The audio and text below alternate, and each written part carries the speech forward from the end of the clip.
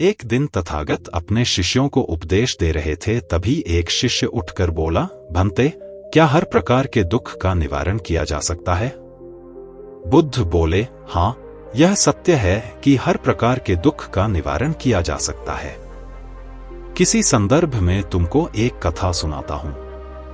एक सेठ का नौकर काफी लंबे समय से उनके पास रहकर उनकी सेवा करता था। वह बहुत ही ईमानदार इंसान था, साफ सफाई का पूरा ध्यान रखता था। इसीलिए सेठ जी उससे बहुत ही प्रसन्न रहते थे। एक दिन जब सेठ जी घर पर वापस आए तो उन्होंने देखा कि उनकी दीवार घड़ी टूटी पड़ी है। उन्होंने नौकर को बुलाकर पूछा, यह घड़ी कैसे टूट गई? नौकर ने कहा, मालिक, मैं सफाई कर रहा था और यह घड़ी मेरे हाथों से छूट गई और तभी टूट गई। गलती मेरी है, कृपया मुझे क्षमा करें। सेठ तेज आवाज में बोले, क्षमा मांगने से क्या होता है? घड़ी बरसों से कमरे में लगी थी, यह कमरे की शोभा थी और तुम्हें तो पता ही है कि यह मुझे कितनी प्रिय थी। डांटने के अलावा सेठ जी और कर भी क्या सकते थे? नौकर उनके बहुत भरोसे का जो था। रात को सेठ जी को नींद आ गई। हर बार उनके मन में घड़ी टूटने की बात आ जाती थी। अचानक उनकी नजर नौकर पर गई। आराम से चारपाई पर खर्राटे लेकर सो रहा था।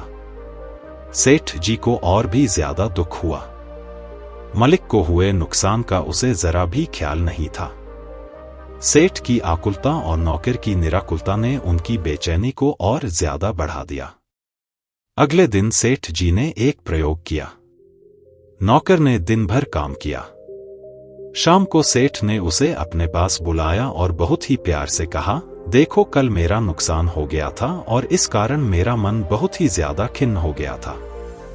इसीलिए मैं कल तुम्हें डांट दिया था, पर वह तो कल का दिन था। आज मेरा मन प्रसन्न है, मेरे साथ इतने दिन से हो, इतना अच्छा काम करते हो।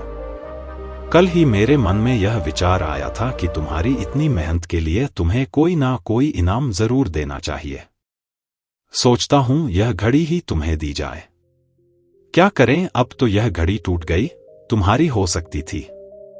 यह सोचकर सेठ तो उस रात बहुत ही आराम से सोया, पर नौकर को सारी रात नींद नहीं आई। वह करवटें बदलता रहा। बार बार उसके मन में यही बात आती रही कि अगर वो घड़ी मुझसे नहीं टूटी होती तो आज ये घड़ी मेरी होती, मुझे मिल जाती। कथा सुनाकर बुद्ध बोले, शिष्यों, अब तुम लोग समझ गए होंगे कि लोभ ही दुख का सबसे बड़ा कारण है। इसे त्याग कर ही हर दुख से मुक्ति पाई जा सकती है।